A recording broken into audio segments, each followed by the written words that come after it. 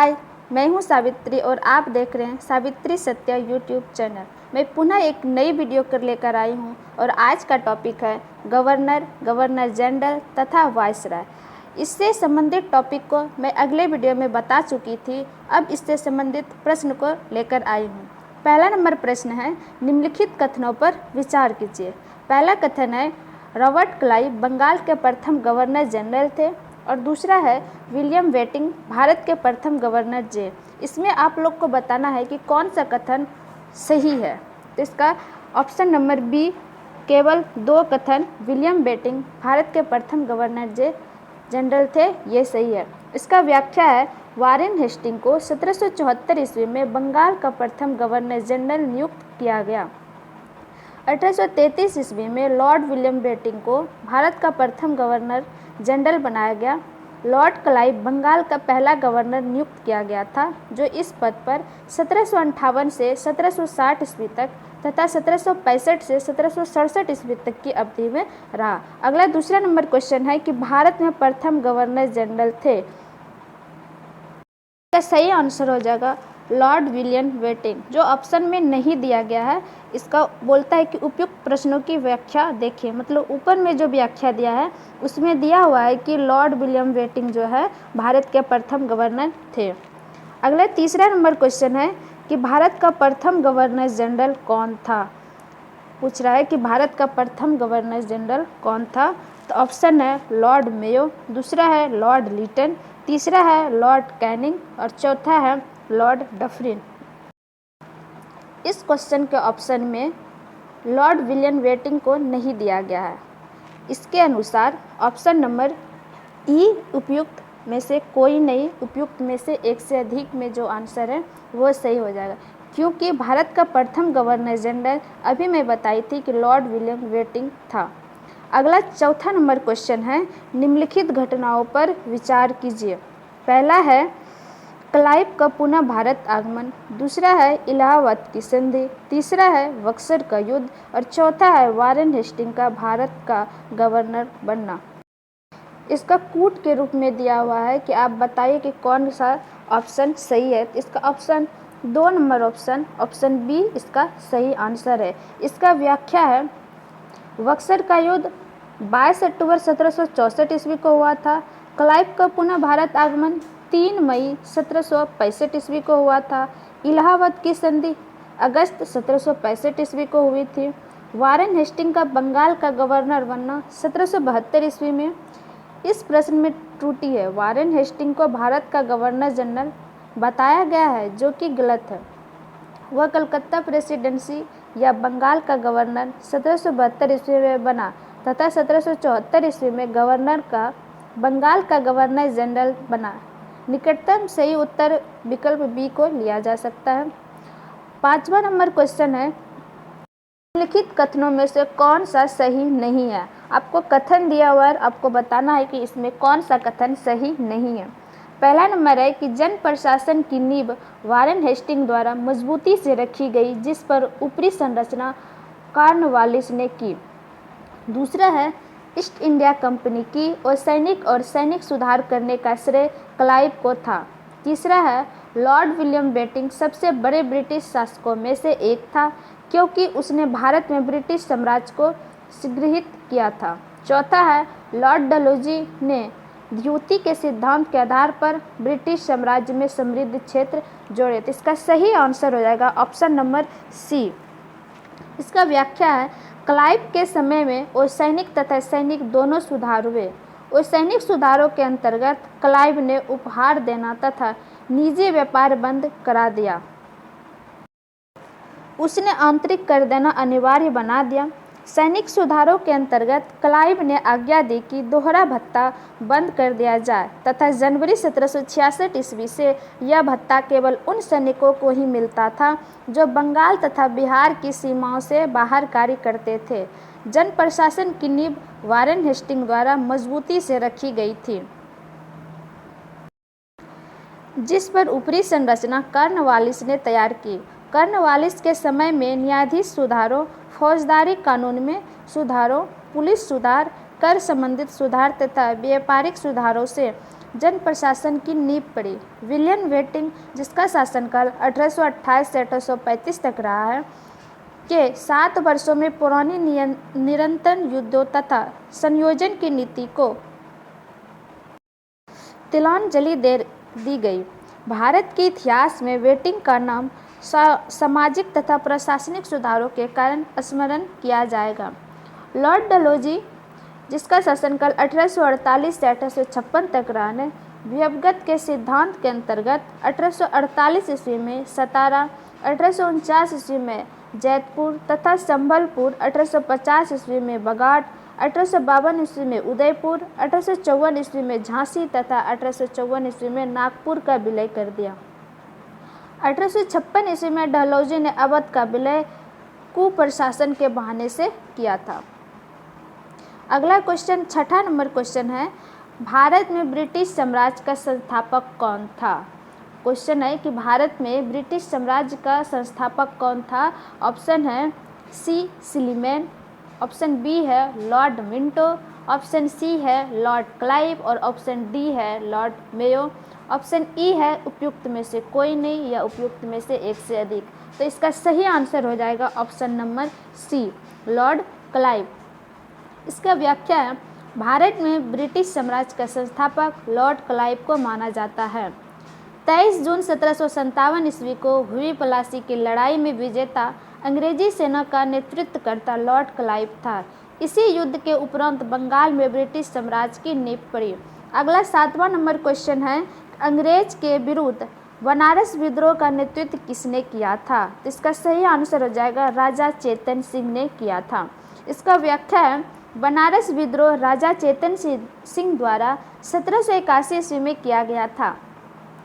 इस विद्रोह में तत्कालीन गवर्नर जनरल वारन हेस्टिंग ने अपने सैनिकों के साथ भागकर चुनार के लिए किले में शरण लिया था। अगला 8वां नंबर क्वेश्चन है, कलकत्ता में एशियाटिक सोसाइटी का स्थापना के समय बंगाल का गवर्नर जनरल कौन था?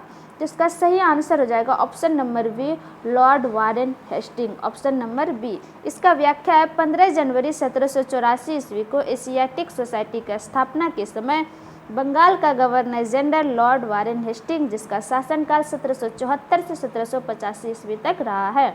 अगला 9वां नंबर क्वेश्चन है, सुरक्षा प्रकोष्ठ की नीति संबंधित है। ऑप्शन है वारेन हेस्टिंग से, दूसरा है लॉर्ड डलहौजी से, तीसरा है हेनरी लॉरेंस से और चौथा है लॉर्ड हेस्टिंग से। तो इसका सही आंसर हो जाएगा option number A, Warren Hasting से। इसका व्याख्या है, सुरक्षा प्रकोष्ठ या घेरे के नीति से वारेन हेस्टिंग तथा वेलेस्ली संबंधित थे। वारेन हेस्टिंग ने मैसूर और मराठों के साथ युद्ध अन्य भारतीय रियासतों के साथ बराबरी की पदवी प्राप्त करने की भावना से किया। इस समय कंपनी ने अपने राज्य के चारों ओर मध्य राज्य बनाने का प्रयत्न किया। उद्देश्य केवल अपने राज्य की रक्षा करना अथवा हम यह भी कह सकते हैं कि अपने पड़ोसी राज्यों की सीमाओं की रक्षा करो ताकि अपनी सीमाएं सुरक्षित रहें। उस समय भय मुख्यतः अफगानों और मराठों से था, इसलिए कंपनी ने अवध की रक्षा व्यवस्था के कार्य को इस शर्त पर संभाला कि अवध का नवाब उस व्यय का बोझ उठाए और इस प्रकार अवध की रक्षा ही बंगाल की रक्षा थी। वेलेस्ली के आने से कंपनी के भारतीय रियासतों के साथ संबंधों में परिवर्तन आया। वेलेस्ली का उद्देश्य भारतीय रियासतों को अपनी रक्षार्थ कंपनी पर निर्भर करने पर बाध्य करना था।